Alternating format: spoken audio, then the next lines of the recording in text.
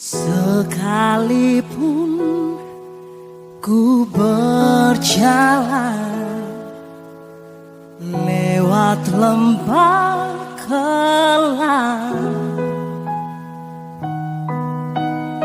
namun tanganmu selalu menopang hidupku. Saat ku dalam ketakutan, Kau hadir di sisiku. Kau berkata, jangan takut. Kau beriku kemenangan.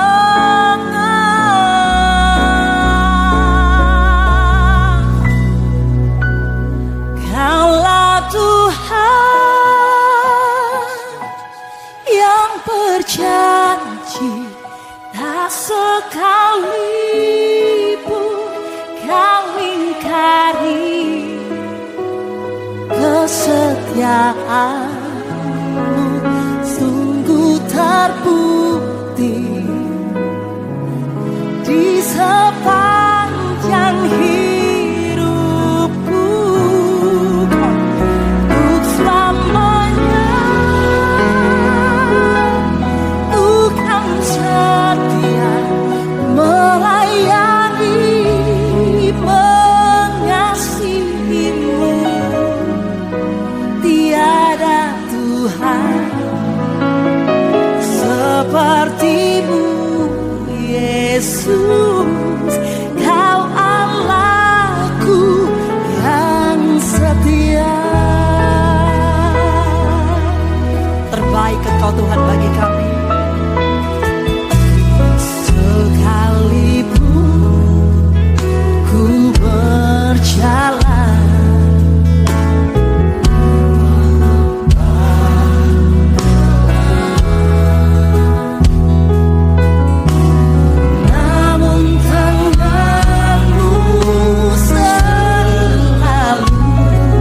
menopang hidupku. Saat ku jalan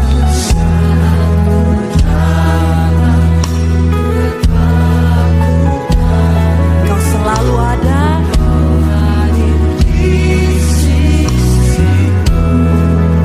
Tuhan yang setia. Kau berkata, jangan takut. Kau beriku kemenangan.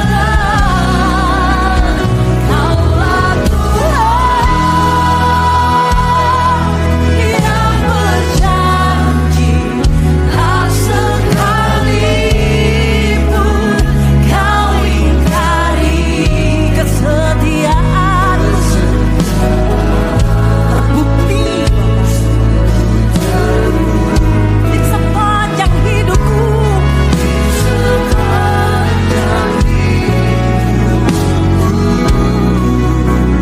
Untuk selamanya Ku kan setia melayani, mengasihi-Mu.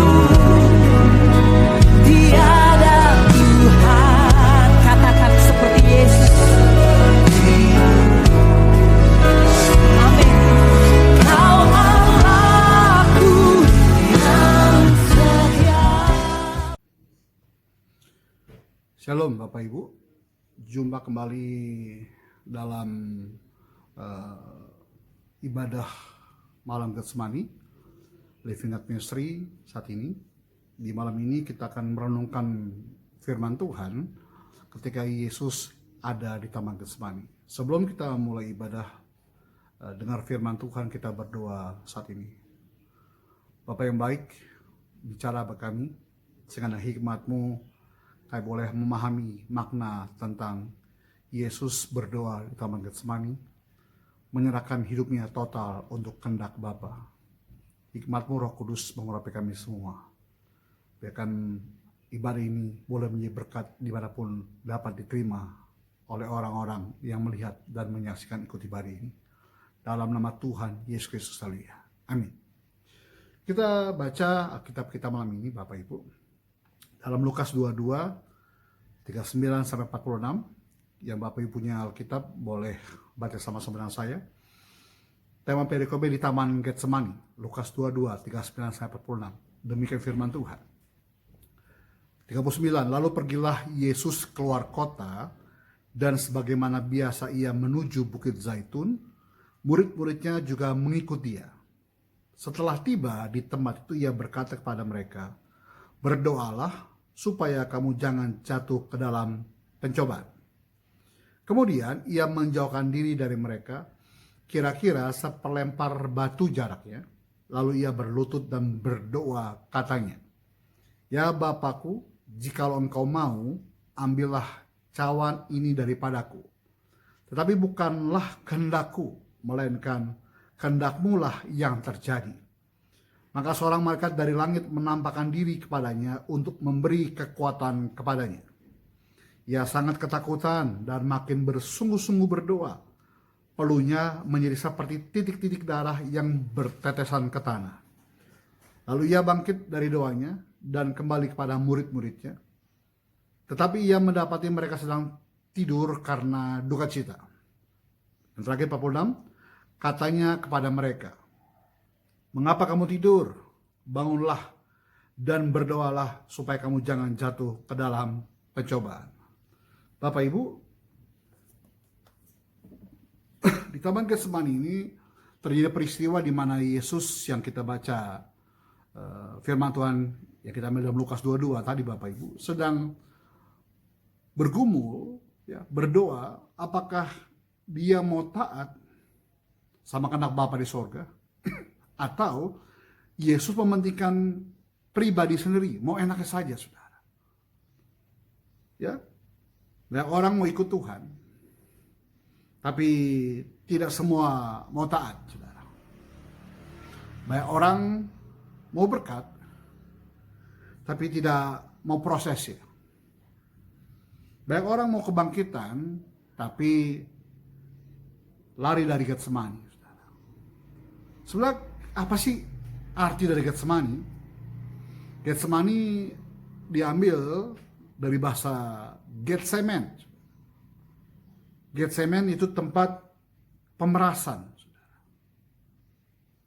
Jadi dari arti kata Getsemani jelas bahwa tempat ini dipakai untuk memeras zaitun, Bapak Ibu. Yesus ada di sana berdoa di malam sebelum dia diadili dan dihukum, disalibkan, Bapak Ibu. Di Taman Getsemani, Yesus tidak sedang berkhotbah seperti biasa yang dilakukan. Kemana dia pergi dia berkhotbah. Tapi di Taman Getsemani, Yesus sedang berdoa. Kalau dari ayat yang kita baca, dia sedang tertekan, Bapak Ibu.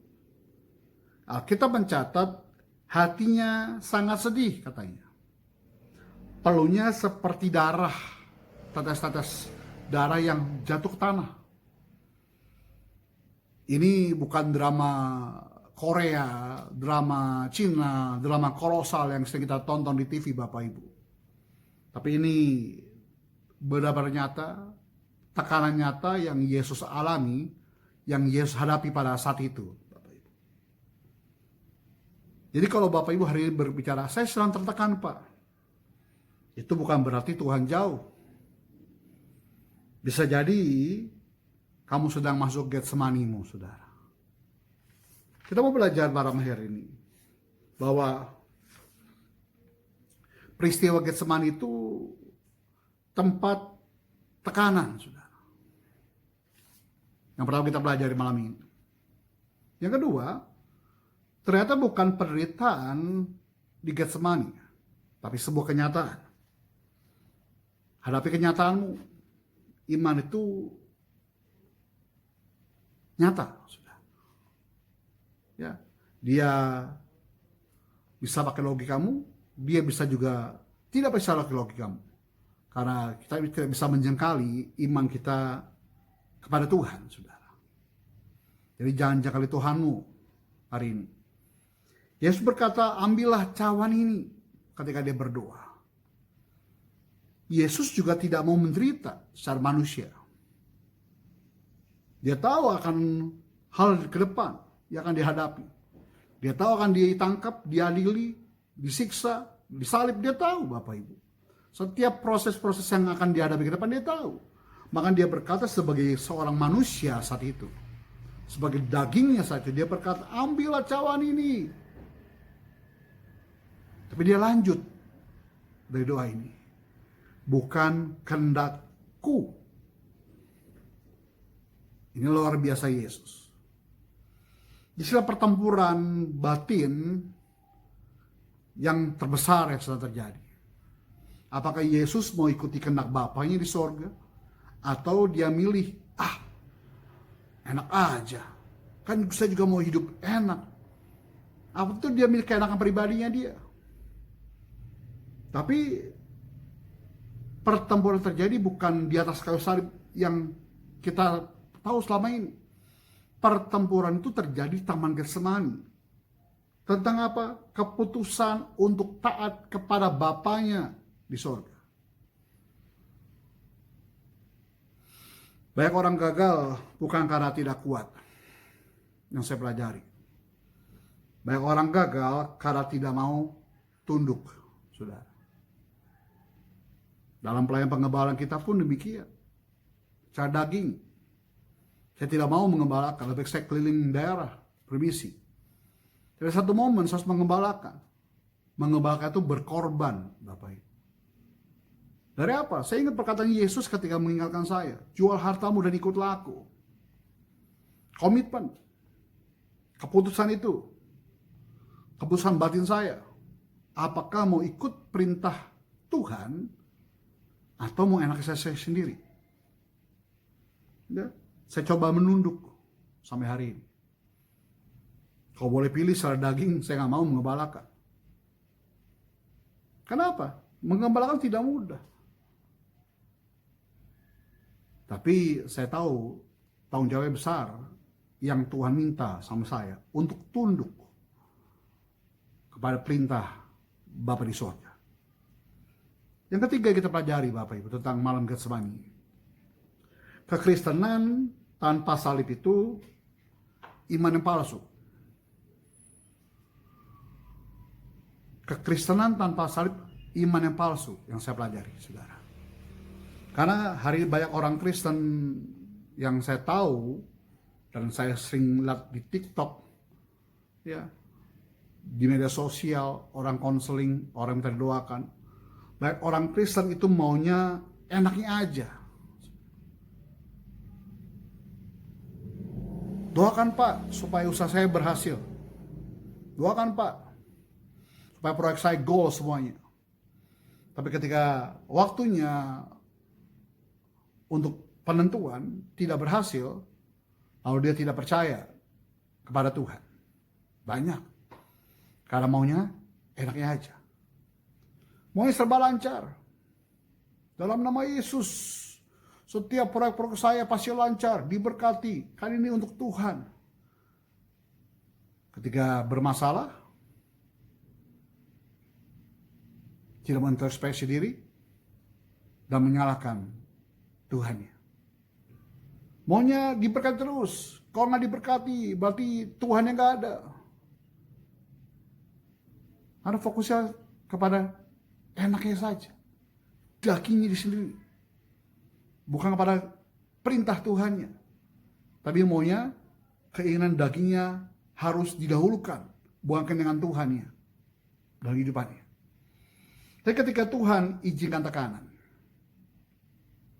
Banyak orang Kristen mulai kecewa. Mulai mundur, bahkan jual Yesus. Mulai kompromi, saudara. Saya melihat kawan-kawan saya, saudara saya pun ada. Itu realitas saya lihat setiap hari. Padahal Yesus tidak pernah janji kita hidupnya enak. Tapi Yesus berkata, pikulah salibmu. Tapi Pak, kok ikut Yesus kan pasti diberkati Pak. Salah nggak Pak? Nggak salah, tapi nggak tepat. Kenapa? Karena murid-murid Yesus menderita kok demi salibnya untuk Tuhan. Dia ditangkap, dianiaya. Paulus jual hartanya untuk melayani Tuhan. Bukan cari kain di sendiri. Tanpa Getsemani, tidak ada Golgota, saudara. Malam ini kita belajar tentang Yesus taman Getsemani. Jumat Agung di mana Yesus disalibkan di Bukit Golgota. Keputusan Yesus malam ini untuk dia tunduk pada kehendak Bapaknya membawa dia kepada Golgota. Tanpa penyerahan tidak ada kebangkitan. Dalam Injil Yohanes katakan Yesus menyerahkan dirinya untuk ditangkap. Bahkan pada hari yang ketiga, pada hari Minggu Paskah besok, kebangkitan Yesus. Tanpa penyerahan diri di Taman Getsemani, tidak ada kebangkitan Yesus pada hari Paskah. Apa pesan Tuhan di malam Getsemani saat malam ini Bapak Ibu? Bahaya kalau hidup rohani kita yang tertidur hari saudara. Kalau kita lihat murid-murid tertidur saat Yesus berdarah dalam doanya. Gambaran hari ini ibadah jalan, tapi hatinya dingin. Ibadahnya rajin, radikal, tapi hatinya kosong, hampa. Terus pelayanan ada, pelayanan jalan terus, tapi doanya hilang. Itu pelayanan pekerjaan. Kau melayani, harus berdoa. Jam doamu harus intens. Aktif pelayanan, tapi nggak punya hubungan intim dengan Tuhan. Survei saya udah tahun 2000, tahun 2026, sekarang 26 tahun saya survei. Saya lihat. Saya terus introspeksi diri saya. Jangan-jangan saya menjadi bagian apa yang saya kata barusan. Jika saya dapati, saya terus perbaiki. Jangan sampai hati saya dingin ketika saya ibadah sama Tuhan. Saya jangan sampai pelayanan saya ada jalan terus, tapi doa saya nggak pernah doa. Aktif pelayanan, tapi saya nggak intim dengan Tuhan. Saya pelajari Bapak Ibu terus setiap hari. Saya perbaiki. Jangan sampai saya menjadi bagian orang-orang yang saya sebutkan tadi. Hati-hati. Orang yang tidur rohani akan jatuh tanpa sadar. Jangan silau dengan gemerlap mimbar. Jangan silau dengan nama tenarmu dikenal banyak orang. Tapi percuma kalau Yesus gak kenal kau. Percuma kalau nanti kau tidak setenar gemerlap lihat sorga Tuhan. Dan terakhir Bapak Ibu, di Taman Getsemani, Yesus ambil keputusan. Malam ini menentukan hidupmu. Keputusanmu bagaimana? Yesus buat satu keputusan yang membuat perubahan besar. Yesus berkata, kehendakmu yang jadi. Keputusannya hebat, luar biasa. Sulit. Kau berdoa, minta, harus dalam nama Yesus klaimnya. Tapi lupa, kehendak Tuhan yang jadi, bukan kehendak kita. Dan keputusan itu membawa Yesus kepada salib.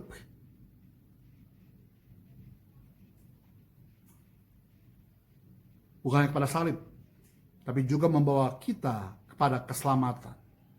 Di benak Yesus hanya satu, supaya saudara saya diselamatkan oleh Tuhan. Satu keputusan taat yang Yesus lakukan bisa mengubah seluruh hidup kita hari ini. Oleh karena satu pribadi yang taat sama kehendak Bapa, ngubah hidup kita hari ini. Seorang penulis dan seorang teolog namanya Dietrich Bonhoeffer berkata demikian.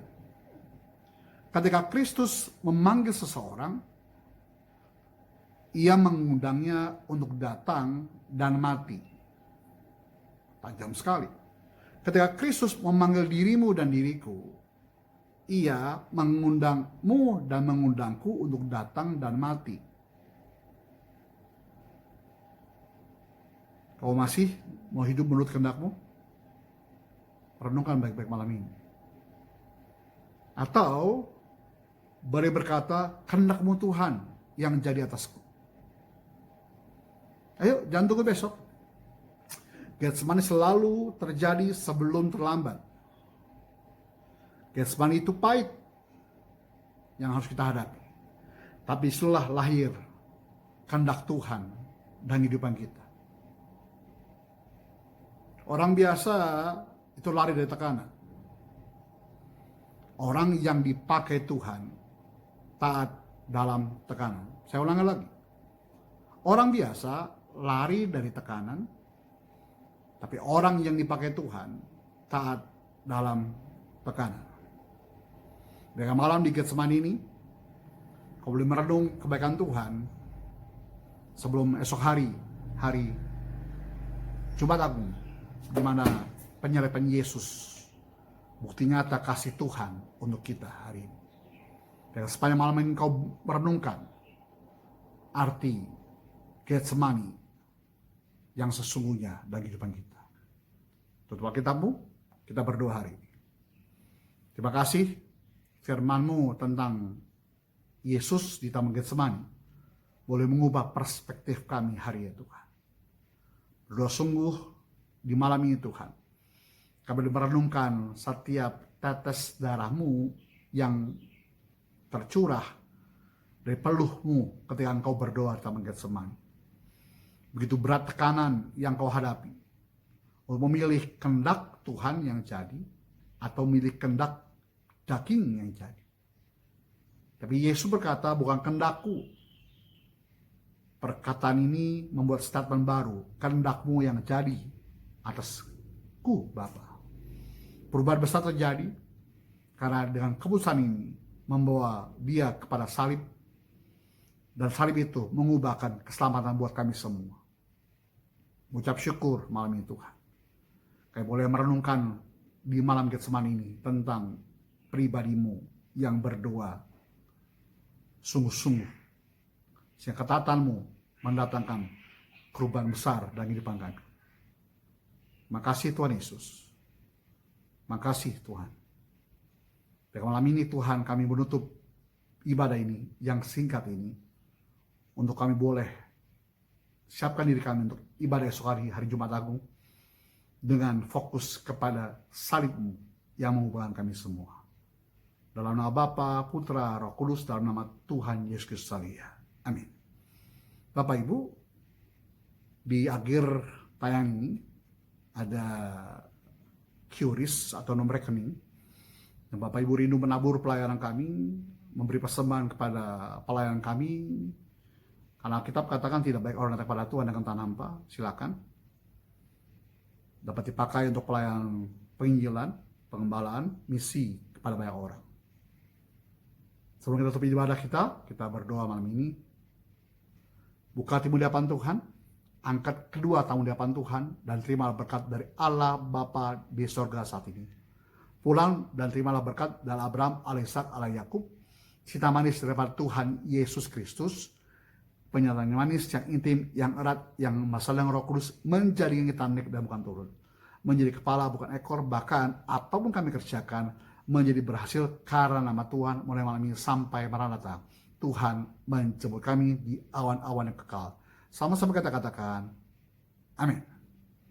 Sampai jumpa dalam ibadah esok hari secara live Facebook jam 11.30.